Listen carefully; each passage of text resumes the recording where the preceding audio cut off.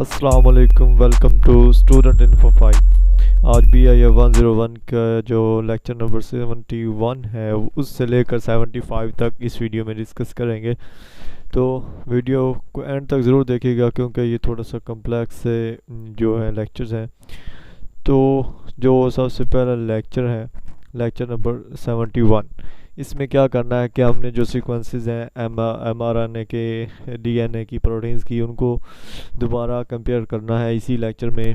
Compare और उनकी similarity जो डिफरेंसेस हैं वो किस तरह मालूम करनी है। तो ये सबसे पहले प्रोटीन की एक सीक्वेंस दी हुई है जो अमीनो एसिड्स लिखे हुए हैं। तो इस के सिमिलरिटी हम कैसे डिफ़ाइन कर सकते हैं। सबसे पहले जो ऑप्शन है, अगर यहीं पर यहाँ एम हो, यहाँ क्यू हो, यहाँ वी, के, एल, एफ और टी हो, तो ये क्या होगा, ये नीचे वाली जो होगी सीक्वेंस, ये ऊपर वाले सीक्वेंस के बिल्कुल सेम होगी। इसे हम क्या कहेंगे, सिमिलरिटी। और अगर यहाँ पर एफ टी की जगह पर यहाँ पर कोई और आ जाए, यानी यहाँ पर टी आ जाए और यहाँ पर एफ आ जाए, तो क्या होगा, ये जो इनकी सीक्वेंस होगी वो डिसिमिलर होगी। ये क्या है, ये अनसिमिलरिटी होगी, इनकी इनमें सिमिलर नहीं है। तो जो रिलेशनशिप है, रिलेशनशिप में ऐसे ही है कि अगर यहाँ पर एम आ रहा है, यहाँ पर क्यू आ रहा है, यहाँ पर वी, के और एल, एफ और टी, तो ये सिमिलर है। तो हम क्या कहेंगे कि इनका जो तल्लक है वो एक ही प्रोटीन से है, यानी ये इन एक ही प्रोटीन का से इनका तल्लक है, बहुत करीबी रिश्तेदार हैं। और अगर यहाँ पर एल एफ टी है, यहाँ पर एल आ रहा है लेकिन यहाँ पर आई आ रहा है और यहाँ पर के आ रहा है, तो ये जो एंड वाले दो हैं, ये क्या है, ये अमीनो एसिड्स की जो चेंज है ये मुख्तलिफ है। तो हम कहेंगे कि ये पार्शियली रिलेटेड है खुद से एक दूसरे के साथ। पार्शियली रिलेटेड का मतलब ये है, पार्शियली रिलेटेड का मतलब ये है कि ये क्या है, ये एक दूसरे के जो करीबी रिश्तेदार नहीं बल्कि दूर से एक दूसरे से लगते हैं, ठीक है। और जो एवोल्यूशनरी हिस्ट्री है, इसमें क्या है कि अगर ये इनकी सीक्वेंस एक दूसरे के साथ मैच करती है, तो अगर ये सीक्वेंस यहाँ तक सेम है लेकिन टी की जगह पर आई आ जाए, तो ये क्या है, इनकी जो सीक्वेंस है वो मुख्तलिफ होगी। तो हमने इनकी जो हिस्ट्री है वो भी इससे पता चल सकती है कि जो इनका इवोल्यूशन होया है वो किस तरह हो रहा है, ठीक है। तो एग्जैक्ट मैचिंग किस तरह हम कर सकते हैं, जो सीक्वेंसेस होंगी दो या दो से ज़्यादा, उनको एग्जैक्ट सेम नंबर के तौर पर, यानी न्यूक्लियोटाइड डीएनए की जो ये सीक्वेंसिंग है, अगर इनके नंबर सेम है और ये सीक्वेंस सेम है, तो हम क्या कहेंगे कि ये एग्जैक्ट मैच है इनका। और अगर ये अरेंज हो एग्जैक्ट सेम ऑर्डर में भी, अगर इनका जो न्यूक्लियोटाइड और प्रोटीन्स में जो इनका ऑर्डर है वो भी अगर सेम हो, तो हम इनसे कह सकते हैं कि ये जो है वो एग्जैक्टली मैच्ड है। तो इसमें देखेंगे कि जो अकोमोडेशन है उसमें क्या है कि जो एग्जैक्ट मैचिंग के लिए रेगुलर एक्सप्रेशन सिग्नेचर सीक्वेंसेस और पोरोसाइट पैटर्न डेटाबेस। पोरोसाइट डाटा जो बेस है काइनेज, मैप काइनेज के लिए जो पोरोसाइट पैटर्न है वो कुछ यूँ है कि इसमें ये एफ जो आर ई और ये अमीनो एसिड्स को ज़ाहिर कर रहे हैं, ये एक्स जो है वो ये अमीनो एसिड्स को ज़ाहिर कर रहा है, जो हाइफन्स है ये वाले ये क्या ज़ाहिर कर रहे हैं, ये एलिमेंट्स के पैटर्न को ज़ाहिर कर रहे हैं। और ये जो एक्स है ये का अमीनो एसिड्स को, और जो ब्रैकेट्स हैं numbers donate the repeat length of residue, ये इनके अंदर जो ये वाली चीज़ें हैं ये क्या ज़ाहिर कर रही हैं कि ये जो अमीनो एसिड्स है यहाँ पर मौजूद ये इतनी दफ़ा रिपीट हुआ है इस पैटर्न में। तो रिपीट लेंथ वेरीज है, length of this variation is quoted in the brackets, यानी इनकी जो लेंथ है यहाँ पर माइनस की 10 है, यहाँ पर 72 है, यहाँ पर 86 है और यहाँ पर 9 है। तो ये इनकी जो लेंथ है माइनस की इन पैटर्न में मैप काइनेज में ये क्या है, डिफरेंट है। तो जो 71 लेक्चर था इसमें कुछ चीज़ और इम्पोर्टेंट नहीं है, सिर्फ आपका कंसेप्ट ये होना चाहिए कि हम सिमिलरिटी, डिफरेंस, रिलेशनशिप और उनका जो इवोल्यूशन हिस्ट्री है वो किस तरह मालूम कर सकते हैं, ठीक है। तो जो 72 लेक्चर है इसमें क्या है कि सीक्वेंसेस अलाइनमेंट 1। तो इस लेक्चर्स में है कि जो हम मैचिंग करेंगे, एग्जैक्ट मैचिंग, वो दो चीज़ों पर डिपेंड करती है। एक उनका जो टर्म ऑफ रेजिड्यूज है, दूसरा उनका जो ऑर्डर है उन वेरिएशन का, उन दोनों जो साइड्स हैं उन दोनों में, ठीक है। concept of conserved residues or nucleotides. Before starting to match nucleotide amino acid sequences, we need to find location of conserved residues or nucleotides. यानी सीक्वेंस मालूम करने से पहले हमको जो है वो उनकी जो लोकेशन है न्यूक्लियोटाइड्स की वो पता कर लेनी चाहिए. अलाइनमेंट इसमें क्या है कि process of inexact matching while keeping in view the conserved residues is called sequence alignment. तो ये सीक्वेंस अलाइनमेंट की तारीफ दी हुई है कि इनएग्जैक्ट मैचिंग का जो प्रोसेस है हमें ये व्यू रखना चाहिए, हमें पता होना चाहिए कि जो रेजिड्यूज़ हैं उन जो कंजर्व्ड रेजिड्यूज़ हैं उन पर नज़र रखनी चाहिए और उनको जो मालूमात लेकर हम क्या कर सकते हैं सीक्वेंस बना सकते हैं जिसे अलाइनमेंट कहते हैं. तो पेयर वाइज जो सीक्वेंस अलाइनमेंट होती है उसमें दो सीक्वेंसेस, पेयर का मतलब भी दो होता है, तो two sequences of pairwise alignment यहाँ पर कुछ दी हुई है. यहाँ पर हम देख सकते हैं कि ये सीक्वेंस पेयर वाइज हैं, ये वाले यानी दो सीक्वेंसेस हैं. तो pair wise sequences alignment help करती है कंपेयर टू सीक्वेंसेस. दो सीक्वेंसेस को सादा सी बात है कि पेयर वाइज है तो दो सीक्वेंसेस होंगी. It takes into consideration inexact matching.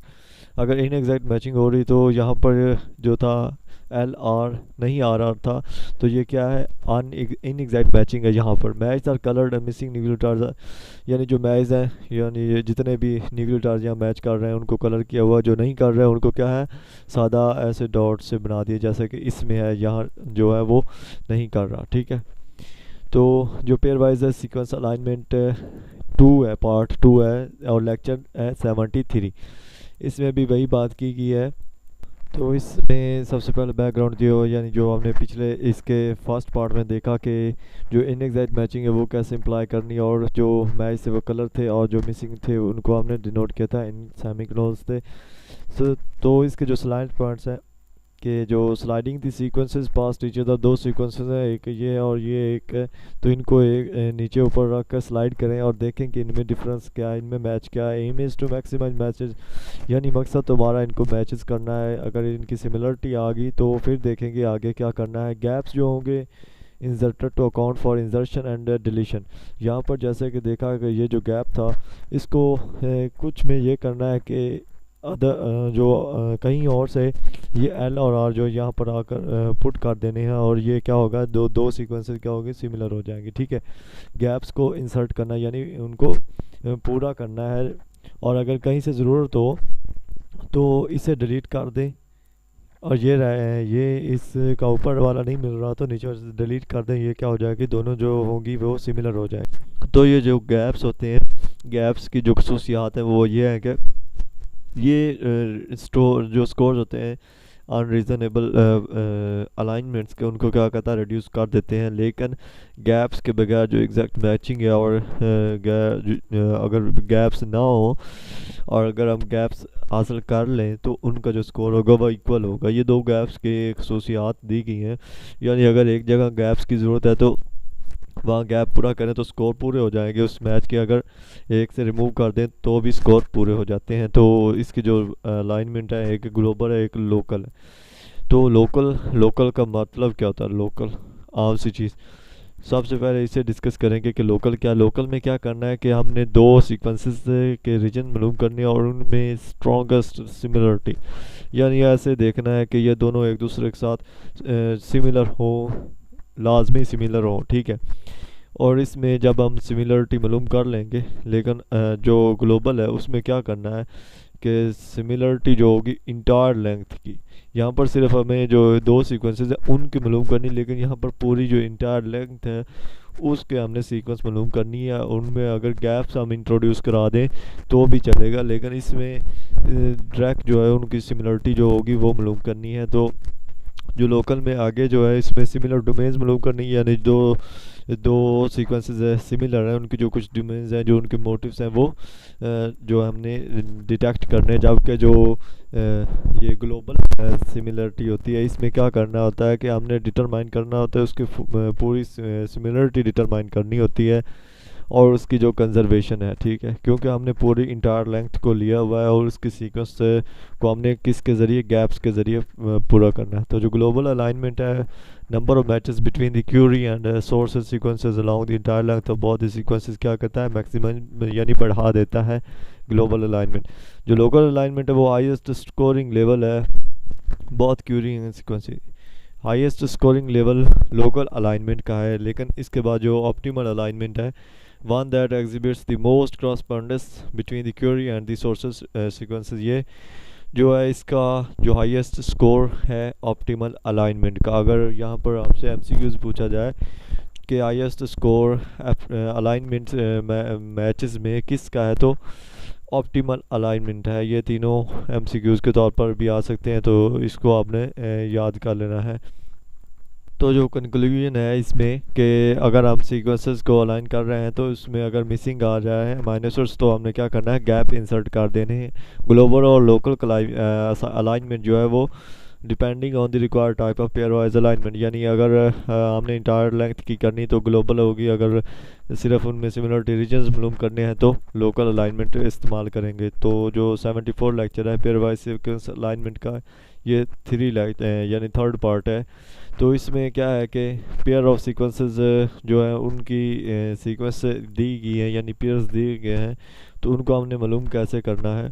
अगर 2 सीक्वेंसेस दी हुई तो हमने उनमें कंफर्म करना है कि ये सिमिलर हैं या इनमें जो डिफरेंस है वो मालूम करना है। तो वो हम पीछे देखा है कि उनको हम नीचे इस तरह जो रख कर भी देख सकते हैं कि इनमें क्या डिफरेंस है। तो यहाँ पर जो सब्स्टिट्यूशंस हैं, यानी ACGA है और AGGA है, तो इनमें जो फ़र्क है वो सादा सा है, यहाँ पर C है और यहाँ पर G। अगर यहाँ पर G होता या यहाँ पर G होता या यहाँ पर C होता तो ये क्या था, सेम थे, लेकिन ये क्या है, इनमें सब्स्टिट्यूशंस है, यानी इनमें जो एक है वो इनमें सिमिलर नहीं है।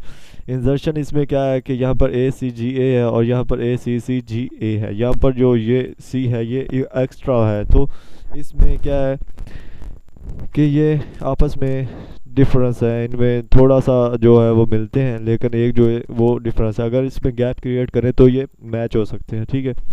इसमें अगर गैप क्रिएट करें, यानी इसको ACG को ऊपर रख कर नीचे ACGA को रख कर ये जो C वाला होगा वो गैप क्रिएट करें, तो ये मैच करेंगे एक दूसरे के साथ। उसी की तरह ACGA है और AGA है, यहाँ से अगर C को यहाँ डिलीट कर दें तो ये AGA यहाँ बनेगा और यहाँ भी AGA होगा। तो ये डिलीशन का प्रोसेस है, इसके हम डिलीट करके हम मैच कर सकते हैं।